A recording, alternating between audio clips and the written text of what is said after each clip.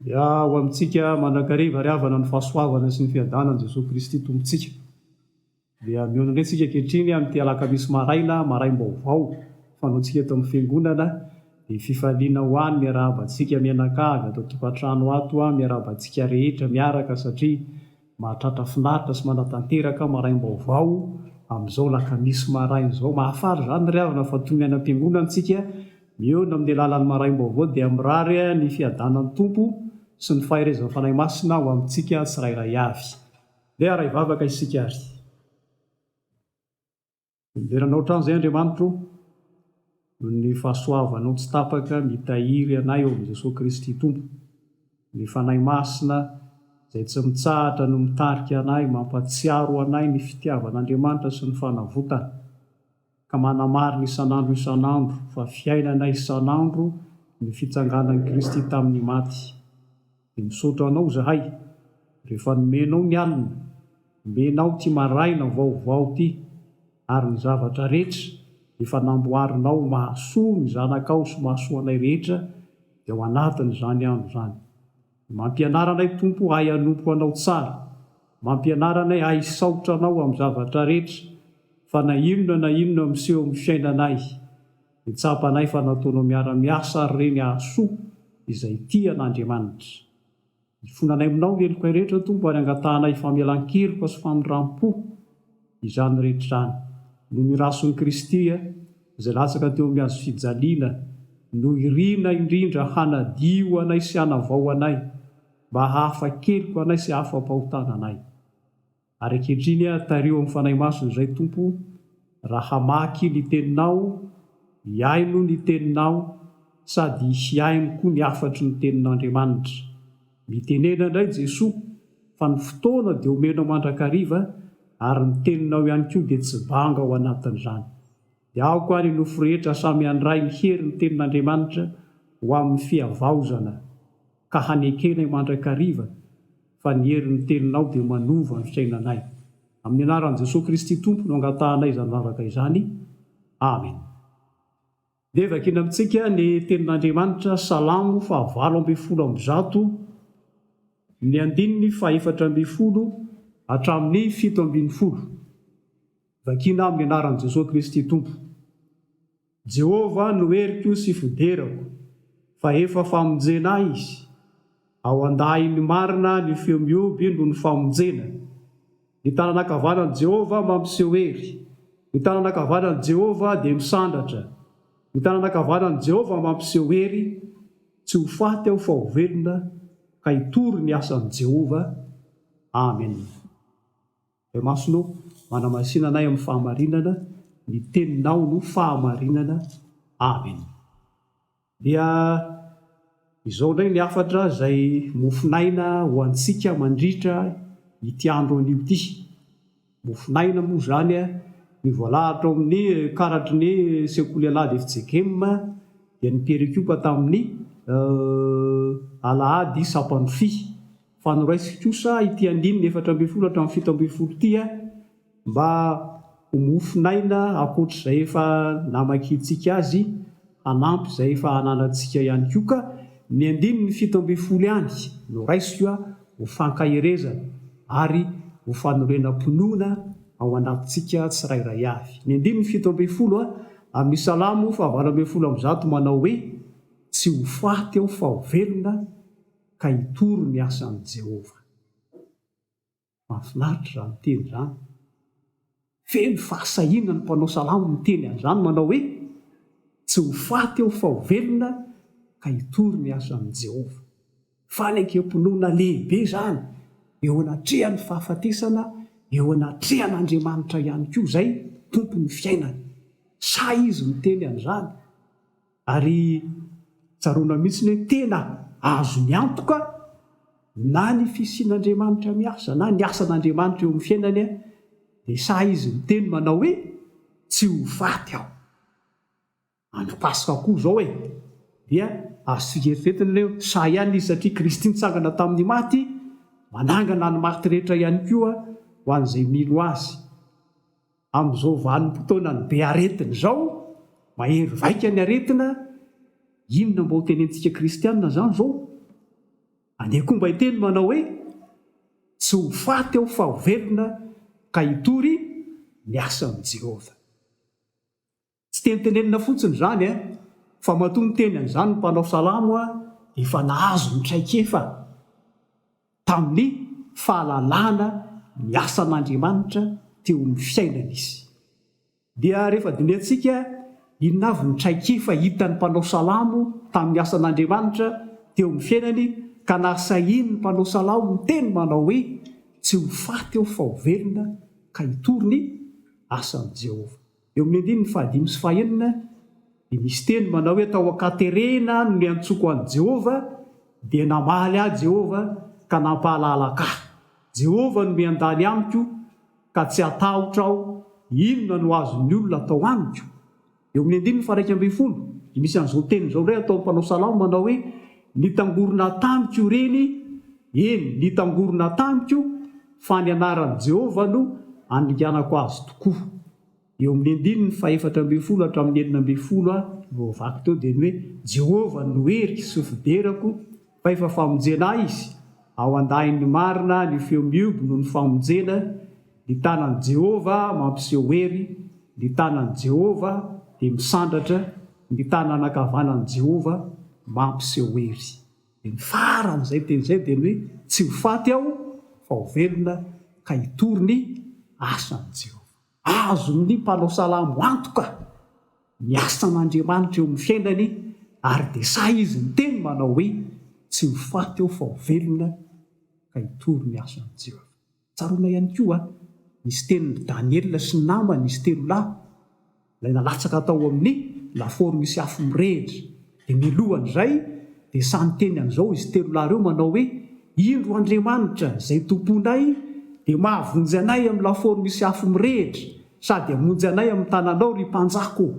Sa koa zany izy miteny hoe naharotsaka ao amin'ny lafaoro misy afo mirehitra zay tsy aninona, tsy ho faty zay satria Andriamanitra velona mamelona anay koa. Dia haintsika tsenjery koa ilay tenin'ny Davida mpanao salamo any amin'ny salamo 120:4 manao hoe eny fa na dia mandeha mamaky ny lohasaliko ny fahafatesana zaho dia tsy hatahotra ny loha zaho fa ianao no amiko, ny tsoraka azonao sy ny tianao ireo no mahafatahotra. Isika koa ry havana rehefa mahita sy miaina ny asan'Andriamanitra dia ho tonga eo amintsika ihany koa zany hoe herin'Andriamanitra mahay mitahiry sy miaro antsika tsy ho amin'ny fahafatesana fa ho amin'ny fiainana. Ka asahitsika koa miteny tahaka ny mpanao salamo eto manao hoe tsy ho faty aho fa ho velona. Zao nefa ny tsara marina ry havana, tsy ho velona tantany fotsiny no hitenenina mpanao salamo ity teny ity, fa misy tohiny masina izy dia manao hoe tsy ho faty aho fa ho velona ka hitory ny asan'i Jehova. Ny tena fahavelomana dia tsy teny fotsiny hoe za tsy ho faty, za tsy ho faty, tsy izay fa ninona ny manao ny asan'Andriamanitra, ny manompo an'Andriamanitra, ny mitory an' Jesosy Kristy. Ao amin'ny Marka 5:5-9 dia lazain'i Jesosy ho teny izao manao hoe fa na iza no tamonjy ny ainy dia hahavery azy, ary na iza no hahavery ny ainy no ny amiko sy ny filazantsara dia hamonjy izany. Ay zany ny tena fahavelomana, eny fahavelomana mandrakizay dia ny manoro tena ho an'ny tompo, ny manompo azy, manao ny asany, fa izany ny tena famonjena ny aina. Zay mahazo zao tontolo izao voafetra eto amin'izao tontolo izao ny fiainana, fa zay manana ny Kristy Jesosy kosa ilay nitsangana tamin'ny maty dia velona mandrakizay. Inona moa no atao hoe maty? Eto mantsiny hoe maty sa velona? Ny atao hoe maty ara-tsoratra masina dia izay olona velona ihany nefa tsy mba manompo ny tompo. Zay ara-tsoratra masina no antsoina hoe maty. Miaina ny vaninandro ny pasika isika izao ry havana, fahatserovana tsy fahatserovana intsony fa tena fiainana ny fitsanganan'i Jesosy Kristy tamin'ny maty.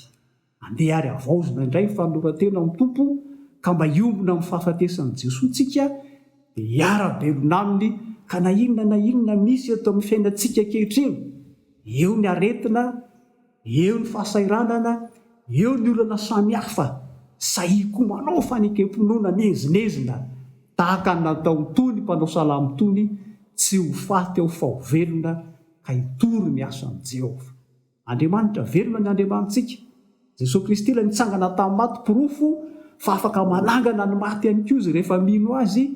Sahiry havana mba matoky an'i Jesosy ilay nandresy mba hanananao fanantenana ihany koa eo amin'ny fiainana, eo amin'ny atao, eo amin'ny kasaina, fa niza Jesosy ary rehefa niteny na dia singa-mbola iray aza tsisy ho very ho an'izay mino azy.